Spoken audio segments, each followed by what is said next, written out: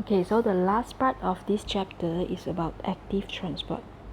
So we have two types of active transport. First one is sodium-potassium pump. Second one is known as bulk transport, which has two types, endocytosis and exocytosis. Okay, so active transport, why it's known as active? Because it requires energy, okay, in the form of ATP. Another difference with passive transport, for active transport, the movement of the substance, the movement of the molecules, is from the region of lower concentration to higher concentration region. Okay, or we say that it is against the concentration gradient from low to high. Alright? The movement of the molecules involve small or large polar molecules and involve carrier proteins in the plasma membrane. Active transport only can occur in the living system because they need energy. Not like the passive transport just now, they can occur in living and non-living things. So the first type of the active transport known as the sodium-potassium pump. Okay, I'm going to explain it in this diagram. Okay, so there are 6 steps involved in the sodium-potassium pump. Okay, only 6 steps involved. So sodium-potassium pump used to pump sodium and potassium ion. Okay, so remember that active transport, the movement is from low concentration to high concentration. So now you look at the first picture here. Here is extracellular fluid, means outside the cell. Here is cytoplasm, inside the cell. So outside the cell, we have high concentration of sodium. Inside, we have low sodium. So now sodium is going to move from inside to outside. So first, our cytoplasmic sodium ions will going to bind with the sodium-potassium pump here. Okay, how many of them? 3 molecules. So 3 sodium ions bind to the carrier protein here. Okay, next step, when the sodium ions bind to the carrier protein, it will stimulate the phosphorylation by ATP. ATP is energy. Phosphorylation means anything which added with a phosphate group is known as phosphorylation. So now this protein is phosphorylated. So when this ATP donate one phosphate to the membrane, itself become ADP. From 3 phosphate become 2 phosphate. Okay, so now phosphorylation of the protein occurs. So when the phosphorylation occurs, this process will cause the carrier protein to change the conformation, means change the shape. So originally, this protein facing to the cytoplasm. Now it will change the shape facing outside the cell. So you can see now the protein facing outwards. Okay, so due to this, they will expel the sodium ion to the outside. So just now they already bind with 3 sodium ion. Now they will release the sodium ion to outside of the cell. So they achieve their motif here, which release the sodium ion from inside to the outside, from low concentration to high concentration. So the transport of sodium done. So the next step, now this carrier protein already facing outside. So for the outside of the cell, we have low potassium ion. So now this potassium ion will bind to the carrier protein now. How many of them? 2. So the extracellular potassium ion will bind to the protein, and when this potassium ion bind to the protein, it will trigger the dephosphorylation of phosphate group. Okay, the release of the phosphate from the protein. So this one known as dephosphorylation.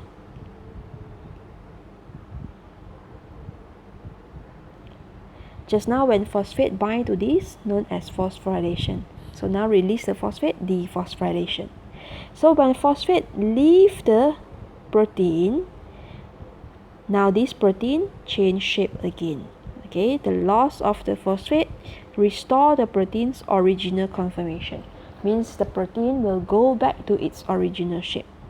Alright, so when it go back to original shape, this protein facing inwards again, so it will release the potassium ion into the cytoplasm.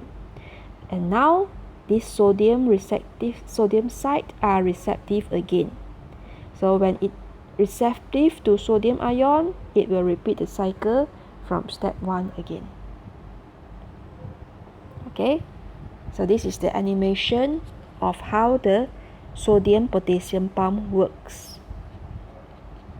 So you can see the sodium ion release to the outside. Okay, again phosphorylation, the P. Okay, dephosphorylation, restore the shape.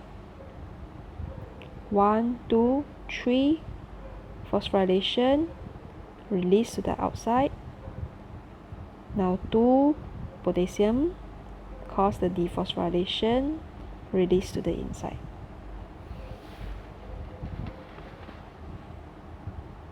Okay, so the review here, sodium potassium pump means they translocate or they move the ions against the concentration gradient from low to high concentration gradient. Okay, so the main features here, protein transportation between two conformations. Sodium binding site is towards the cytoplasm. Towards the cytoplasm, they are more to bind sodium. Potassium binding site towards the cell exterior. So they're facing outwards. It's more receptive to potassium ion. ATP phosphorylates the protein. Okay, when they release one phosphate group. So it will power the conformational change from sodium receptive to potassium receptive. So the phosphorylation will determine either it is more receptive to sodium or more receptive to potassium. So 3 sodium pump out, 2 sodium pump in. Okay, so for the cell which undergo sodium potassium pump, they must have many mitochondria because they need ATP. Okay, and have a high rate of respiration to produce more ATP. Example, we can get its nerve impulse. We can get in muscle, for muscle contraction need ATP. Example, we can have it in the gut, absorption of amino acid, plant root, absorption of mineral salt, synthesis of the protein, and excrete of urea by the kidney. Okay, so the 6 steps of the sodium potassium pump. After the last step, it will repeat again. Okay, so the last part of active transport is the bulk transport. Okay, bulk transport is for the particles which is either too large to pass through the proteins or too hydrophilic to diffuse across the phospholipid bilayers. So this material transport in and out of the cell by using bulk transport, either in the form of vacuole or in the form of vesicle. So the difference is vesicle is usually small fluid-filled membrane-bound sac, okay, within the cytoplasm of a living cell. So vesicle form from Golgi apparatus. Okay, Golgi apparatus will just pinch off to form the vesicle. While vacuole is the space within the cytoplasm of a living cell which filled with air, water or some liquid or cell sap or food particles. So in plants, we have a large vacuole. In animals, we have small vacuoles. Vacuoles usually bound by the membrane known as tonoplast. So we have 2 types of bulk transport here. Exocytosis means something move out from the cell. Endocytosis takes something into the cell. Both of these need energy. Okay, so for endocytosis, something taken into the cell. So the membrane, okay, take in something, it surround the substance and pinch off to form the intracellular vesicle. So either it will take in solid or liquid into the cell, and it will invaginate the plasma membrane or enfolding the plasma membrane. Okay, means the plasma membrane invaginate to take in the substance. Leads to the formation of vesicles or vacuole. So this will pinch off to form the vacuoles surrounding the particles that they take in. Okay, so two types of endocytosis known as phagocytosis and pinocytosis. So the difference is phagocytosis usually take in the large particles, for example the food, bacteria, large fragments or solid things. So usually we say that phagocytosis means the cell eating. So after the solid substance or the large particles have been taken by the cell, we usually form the vacuoles, pseudopodium and invagination of the membrane. Okay, for example, pseudopodium surrounded the food here. So after that, they will just pinch off, okay, to surround the food here to form the food vacuole. So for this phagocytosis, they involve the lysosome. Lysosome because they contain the hydrolytic enzyme. So after it has been fused with hydrolytic, the lysosome which have hydrolytic enzyme, they will digest the food and absorb the food. Okay, so this pseudopod will surround the food and bring it into the cell, forming a membrane sac around this particle. So this is known as the food vacuole. The vacuole which contain the food. Okay, so this is the pseudopodia which form from the invagination of the plasma membrane. So after that, this food will be digested when they fuse with the lysosome which contain hydrolytic enzyme, and the food will be absorbed into the cytoplasm. Example is the bacteria engulfed by the macrophage, or amoeba engulf the food by phagocytosis. Okay, so these are the examples of the phagocytosis. Okay, lysosome contain enzyme, digest the microbes or the bacteria into debris. After that, it released from the cell. Okay, so this is the animation forming the vacuole, fused with the lysosome, digest and absorb. Okay, pinocytosis means the cell drinking. Okay, so the material is either liquid or some small particles or some solutes. So usually they form the small vesicle, okay, or the groove after the material is taken into the cell. So this fluid will absorb directly into cytoplasm, not involve lysosome. When we eating something, we need to digest. When we drink something, no need to digest. It will just directly absorb into our cell. So the small particles will just attract to the surface of the plasma membrane, and then it will invaginate to form the pinocytic vesicle. Then this vesicle will just break off from the plasma membrane. So it will be absorbed directly into the cytoplasm. So something which cannot digest, they will just remove by exocytosis. They do not form pseudopodium. Okay, example is the reabsorption of protein by proximal tubules in nephron, which occurs in our kidney.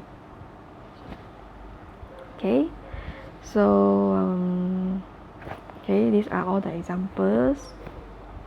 Okay, animation here.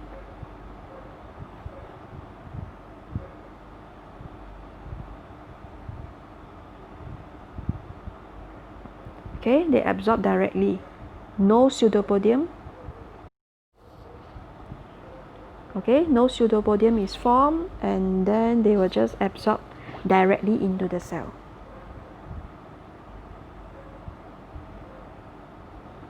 Okay, so this is the difference between phagocytosis and pinocytosis. For phago involves pseudopodium forming food vacuole, involve lysosome which have hydrolytic enzyme fuse with it and digest. Okay, forming food vacuole. Pinocytosis, they just invaginate, okay, forming vesicle, not forming food vacuole, and absorb directly into the cytoplasm. No lysosome involved. Okay, last one is the exocytosis. Substance move out of the cell. So when you want to remove something from the cell, you will put it in the vesicle. So this vesicle contains the substance which you want to remove. They will move to the surface of the membrane, okay, using energy. So this vesicle will just fuse with the plasma membrane, okay, release the content to the outside.